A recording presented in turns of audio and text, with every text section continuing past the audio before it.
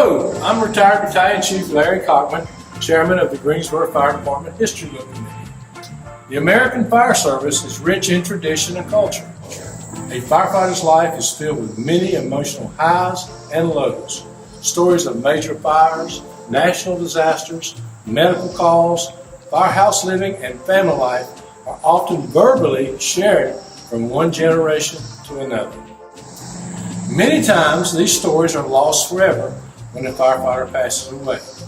In an effort to preserve these stories, in 2019, the Greensboro Fire Department History Book Committee launched a new program of recording audio-video of our retirees' lives. These stories will be shared on our website, gfhbc.org. In 2020, we did not record because of the COVID-19 pandemic. Please listen as these firefighters share their life experiences with all of us.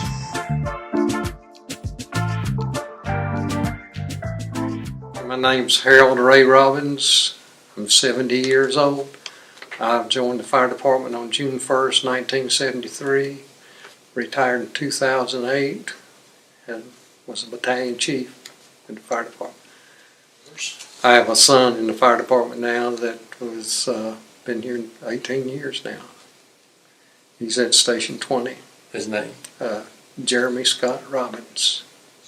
You know, before I joined the fire department, I was working with my dad in his business as cabinet shop and doing cabinet work and whatever else came along. Married. There was nothing that made me want to join the fire department. Neighbor J.E. McCarter was on the fire department, and he talked to my cousin about joining the fire department, and then I thought, well, that'd be a good place for me to be, and I could still work with my dad and help him out. The process for getting hired was come out, do a jumping jack sit-ups and pull-ups, and then they'd take a jog out to the building, and you'd have to let yourself out of the window and pull yourself back in, which you'd have a rope around your waist so they wouldn't totally lose you. But that was basically the process in the interview at that time also. My training class was only 6 weeks. I was hired June 1st, and me and 4 others were hired before July 1, and they couldn't hire the rest of the class until after July 1.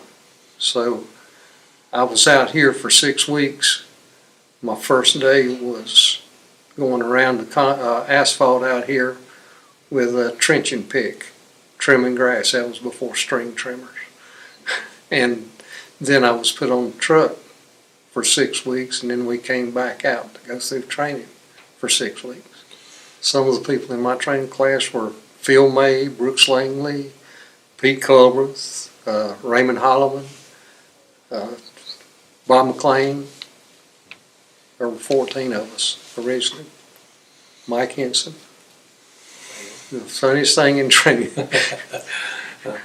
Brooks Langley couldn't stand to be tied down, and we put him in a Stokes basket and brought him out of the building, and by the time we got him to the ground, he was out of the Stokes basket because he couldn't stand to be tied into it.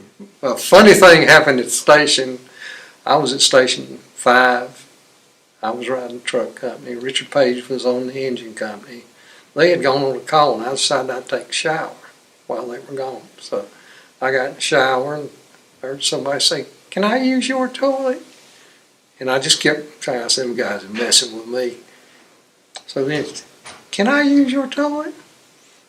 I just kept showering. And so then I heard the toilet flush.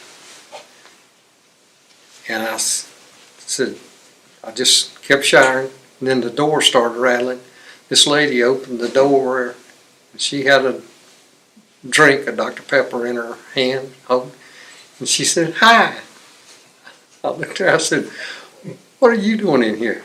So I just reached over and shut the door. It rattles again. She said, Hi.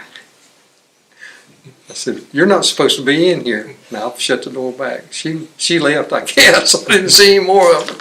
But she couldn't believe what she saw when she first looked in there. I can imagine. My feelings when we got into training were, first of all, was to do a good job. And then making friendships with the people that were in there. Like I say, we had some good people in my training class. And, well, with Pete Colbeth in there and Raymond Holloman, you had something going on all the time anyway. So it was a good camaraderie between us all, I felt like.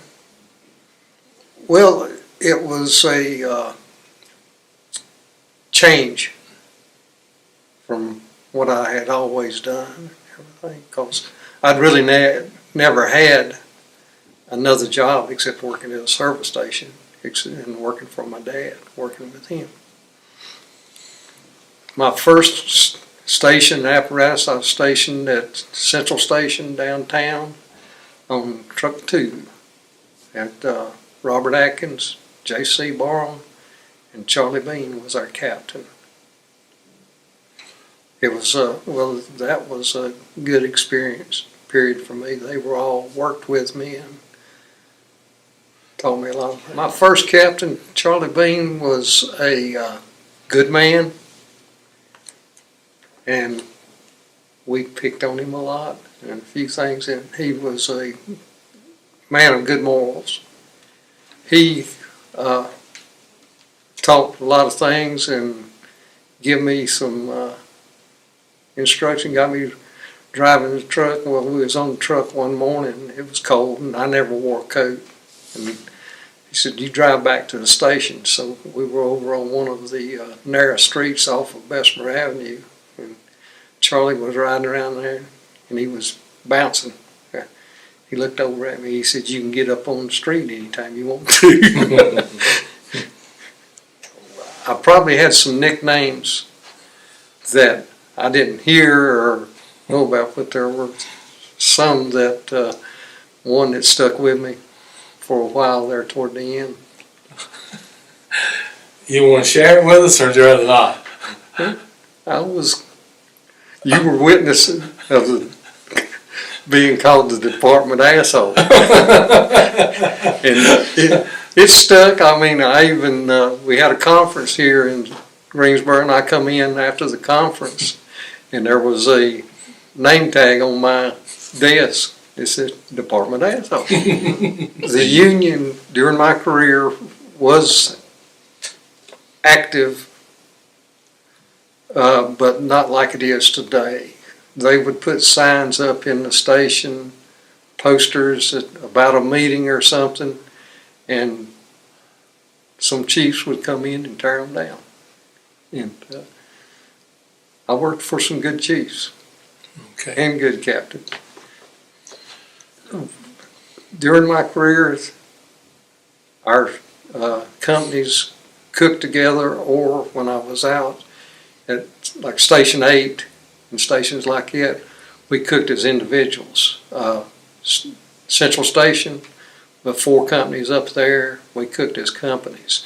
And our company, at one time, the only thing we had to do was tell the captain, Captain Spainhour, how good he was doing, and we didn't have to do a whole lot of cooking. He did it all. Mm-hmm. And one day, I cooked up there, and we had a captain that worked up there at the time that there was a certain day of the week they had to take the stove down and clean it. So I was cooking, but I didn't have a stove. So when I went to the store, I brought everybody back a pack of beanie weenies, a pack of crackers, and a can of viney sausage. That didn't go over too well, but That didn't go. I think it is for the companies to cook and eat together. It's a part of the, I guess you say, friendship or being a team, and the times that you sit there at the table and things you talk about, that's don't necessarily concern the fire department. And you learn a lot about each other's families and issues that they may have, and you thought that you had bad issues, but they had some issues too, that same as you did, because a lot of our kids were the same age and everything like that. And you learn more. I didn't have a favorite dish. It got to where I would fix a chef salad at Station 5 when I was over there, and that got to be a thing that some of them look forward to. Well, Jerry Schamberg said it made him stronger. He could work out better. I feel that the sleeping quarters in the stations now are part of a necessity of the way they are arranged and everything, because of the difference in the personnel. Not necessarily men versus men, but men and women. I worked with the first women hired at the fire department at Station 8. They took the captain out of his room, put him in with the battalion chief, and let the women have the captain's room, which Chuck Morris and I took care of that one night. So we went in and we called back then radio stations didn't stay on 24 hours. We called around till we found a radio station that stayed on 24 hours. We tuned the radio to it, took the back off of the dresser in the bedroom, put the radio inside the dresser in the bottom drawer, and set it for 2 o'clock in the morning. Well, it went off the next morning. The battalion chief come in there, he said, "I didn't think you'd ever find that damn thing." Jack Hope. Yeah. I think the families coming to the fire station is good for the men that are working, as well as everybody on the shift. That way it gets you to know their families and how they are. Sometimes, some of them's got a bunch of children, and you don't realize it till they bring them all in. But we had some that come in, and it's good. I don't remember which was the first call. It was probably to the Cone Mill. First fire was Driver Place, 3 fatalities. I hadn't been through training. Charlie was my captain. Chief Hare was the chief on the scene. Well, Charlie told me to stay out and help Robert with lights and things like that. Chief Harris saw me out there. He said, "You get on the air pack and get in the house." I said, "Okay." So I put on an air pack and I'm crawling down the hall and I run into Charlie. Charlie said, "What are you doing in here?" I said, "Chief said, you get back out here." And the last time I saw him and Chief were having a conference on the front of the porch of the house. But there were 3 fatalities there that morning, 2 men and a woman. I thought about it. And I thought, am I supposed to be doing this? But then I said, somebody's got to do it. Yeah, I know. And, well, it got to where truck 2, everybody called us more or less like the death wagon. It seemed like every time we went out, we had a fatality. And, but it'll get to you.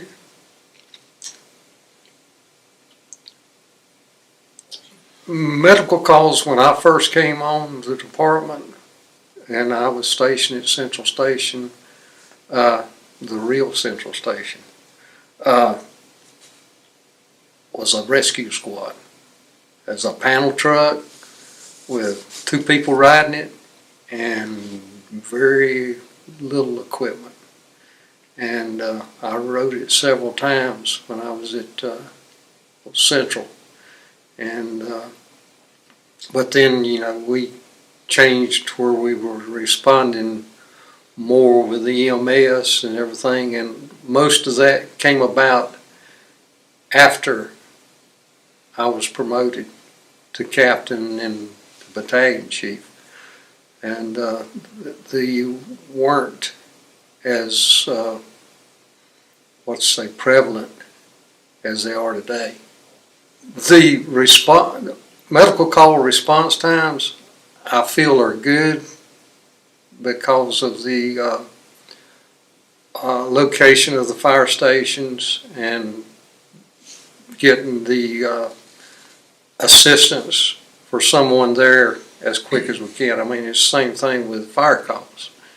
That's the reason we've got our stations located where they are, because according to the numbers, it shows that that's the best place and most effective for the people, and that's what we're supposed to be looking after as people. On 9/11 that morning, I was sitting in my office finishing up my paperwork and roster and watching the news, and I didn't see the first structure that was hit, but then I was watching it when the second one was hit. The whole thing of 9/11 will make you, with the nature of our job, will make you think about the area you're in, what could happen next, and then when you walk out and look up in the sky and you don't see a plane in the sky for 2 or 3 days, and it puts this feeling over you of, what can we see next? And there's always that possibility, even as citizens and firefighters especially. The mentors that I, what you might say, grew up with in the fire department, I had some good captains at Charlie Bean, Ronnie Osborne, and A.B. Kimmel, Raymond Cockman, and I had a varied, I guess you say, personality, or the way that they operated. Dan Banks, I had Dan Banks, and I tried to pick from each one that I saw as a good trait and what I felt would work good for me as far as what I could do for my people. Challenges in the fire department change daily, and you have to be able to adjust to the challenge. And sometimes they're good. They're also bad challenges. And the thing of it is it's different because of the nature of the job, but it's no different than any job that you might get in, because any job that you go into, you've got challenges every day, and it's going to change, and you're going to have your highs. I had my highs, I've had my lows, and you have to realize you've got a job to do, and if you're in your lows, you've got to work through those lows and go on and get back on the highs. I guess the proudest time was when I was promoted to battalion chief, because when I came on, that was more or less my goal, to get to be battalion chief. And it was a time where you were able to help people in their careers, and also they're the ones that make you look good. Because like when I retired and they had luncheon for me and everything, and I told the guys, I said, y'all are the ones that make me look good. You were out there fighting the fire, working emergency situations, and I was just there to help and direct you to do what I saw need to be done. So the men are the ones that make us look good. I was So worked with the first female firefighters, Deanne Staley, or she Deanne Clapp at the time, and Melanie Trado, and several. I worked with Kay Pierman, and like I say, I was one of the first. My career, I would do it in a heartbeat. The people, having the people and working with the people and having people that enjoyed their job and were willing to do a good job always made me feel good. And I had some good people that were always willing to do whatever they needed to get the job done. And sometimes people going over and above. And I had people that you could depend on. I had a fire one night, and I had a captain took his crew in. It's a residential house fire. He come out. He said, "Chief, it's too hot." I said, "We can't do it." And I knew when this captain said it was too hot, it was hot. I had another one come to me at the time, and he said, "I can cool it down." I knew what he was going to do, but we hadn't taken on that process yet as far as positive pressure ventilation. And he'd been to some training on it. And I had faith in him. I told him, I said, "Do it." He did it. The other captain took his crew in and put the fire out. And that's another thing about knowing your job, but knowing your people and what they can do and what you can expect out of them.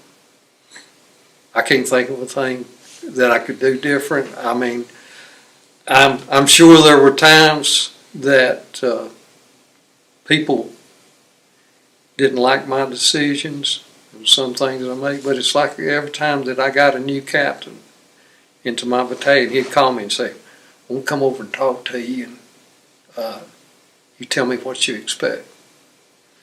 Okay. I go over and talk to him. He said, "Now, what do you expect of me?" I said, "Do your job." I said, "You do your job. You won't have any problems out of me. You're responsible for this company. You make the decisions for this company. If you can't handle it or it's something you're not sure, you call me." I said, "The only thing about it, you may not like the answer if I have to make the decision." If it wasn't for my wife and her support,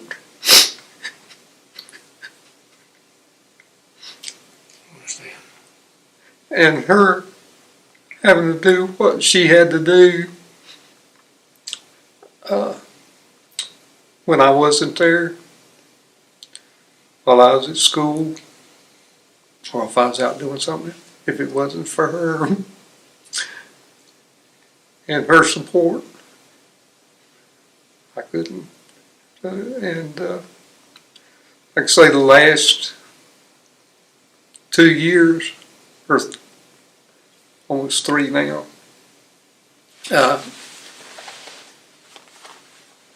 she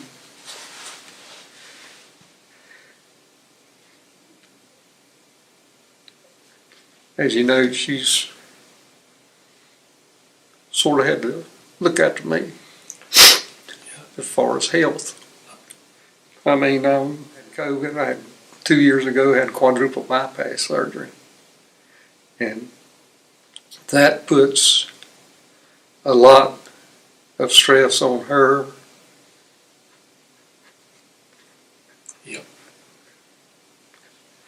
On her and the kids, and then my daughter had breast cancer the same time I had the quadruple bypass. And my wife is one that she will takes other people's problems like they're her own. I've been married 50 years. The fire department's memory of me. What would you like to And leave? the people, what I'd like to leave behind is that he was hard, but he cared about everyone, and he treated everyone the same, with no favors, nothing that was out of the normal routine. I know you have to, somebody does a good job and is willing to work and do their job like it ought to be, you have to show them some, if they come to you and got something that they need to do or want to do, or if they're wanting to change something, some way of doing something at the fire department, you have to tell them, say, yeah, we'll look at it and give you that option. But the main thing, it's like I said before about the captains when they'd come to talk to me, if you have to come to me, you may not like the answer. The biggest advice that I would give to young firefighters in training and even young firefighters on the line is the same thing that I told J.W. Manus when he and I were going to school from the station and working toward our degrees. And I hadn't been on long. And I told him, I said, you know, I've learned one thing. You do your job and keep your nose clean, you'll do fine. And that's the way I feel about a young person coming in, because there are, I'm not saying that every firefighter is a model person, but if their younger people aren't careful, they will wind up following someone that's not that exactly that model person, and it could ruin their career. Anybody can be influenced by the people they are around, and there again, like I say, there's all firefighters are not model people, and you have some captains that you'd love to have a young man working for him. You've got some battalion chiefs you'd like to have these young people in their battalion. And I sort of feel like that was the way some people felt about me, just by some of the people that were put in my battalion that had worked with me and seen me through the years. And some of them didn't think that much as far as me and the way I did things. And I mean, I can be an asshole, but they didn't think that much about me and the way I was until they had the opportunity to work with me, alongside me, and they saw a change. And one of them even said one day, said, when we have a meeting, Harold don't say a whole lot, but says if he says something, you better listen. I like for my family to meet me as being fair, sometimes hard, disciplined, and working with them and doing the best that I could for them. As far as leaving a special message to someone, you're leaving yourself wide open. No, if I was to leave a special message to anyone, I guess it would be my wife.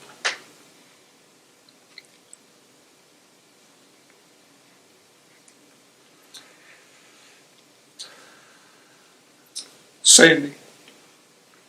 Like I say, we've been married 50 years.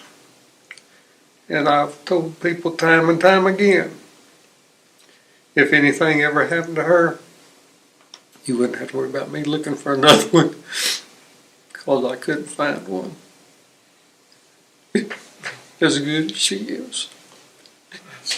And like I say, the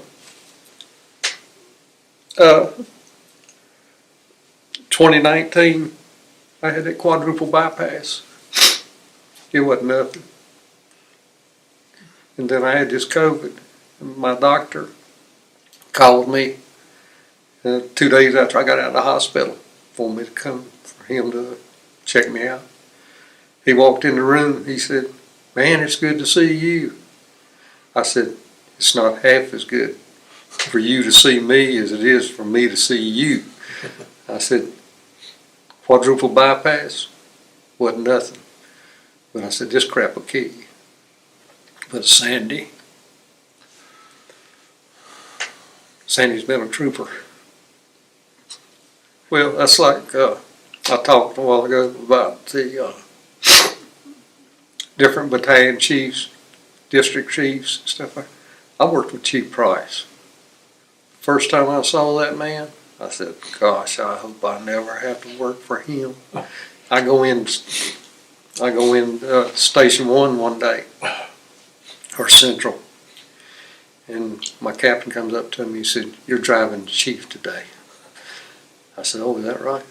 And so I said, "Okay." So I saw Chief Price a little later, and I said, "They tell you I was driving you today?" He said, "No, I told them you were driving me today." I said, "Okay." And you would have to know this man to appreciate this, because he was big, gruff talking. He'd come in there and he would chew us out, and before he walked out there'd be a tear going down his cheek, and then and sometimes he would think of something else he needed to say, and he'd come right back in. And one day he called another firefighter up there mocking him. So every time after that, he'd ask that particular firefighter, said, "Is there anything you need to say today?" They're good people. I mean, I've worked with Chief Honeycutt, Chief Sprinkle, Chief Marsh, all the old people. Yeah, good. Yeah. And I had, like I say, a bunch of good captains. People that other people seem to, well, Ray Richard. A lot of people didn't like Ray Richard, but I feel like he was part of the reason I was at 8 driving. But I had a captain, Richard Johnson, got promoted to captain when I got moved to Engine 2. And I was supposed to go with truck 2 out to 10. Well, the captain on Engine 2 at the time needed another driver, and they looked at the list, and he said, "I'll take Harold." And then he got promoted to battalion chief, and Richard was my captain. And I was down there one night, and Richard said, "If you want a driving job, now's a good time to put in for it." And I thought, here I am. Didn't have 3 years on. I said, "They're not going to make me driver." That was back before you had to take a test to get driver. So I thought, I'll write a letter. I wrote a letter. I'll end up getting a driving job out in Station 8. And I'd been on, like I say, about 2.5 years. And for Richard, and I always got along good. I feel like Richard thought a lot of me. Well, Yeah. The day that I got promoted to battalion chief, he called the house. And Sandy answered the phone. I wasn't there. I was working a trade, really. And he said, "Well, I was just calling to congratulate Harold on his promotion." And it wasn't even supposed to be out. And because Chief Jones called me at the station and said, "I want you to come up to my office in the morning." I said, "I'm going to promote you." He said, "But don't you say anything about it." It wasn't an hour later they come out with a bulletin on it. And so I worked around a lot of people, and a lot of good people, and a lot of people asked me if me getting the associate's degree in fire protection, if that helped me. I said the biggest thing that helped me was being around the right people at the right time, at the right place. And at that time, that was a lot of it. In closing, the Greensboro Firefighters History Book Committee hopes you have gained a greater insight into the dangers, the challenges, and emotional events that have influenced and shaped the American firefighter.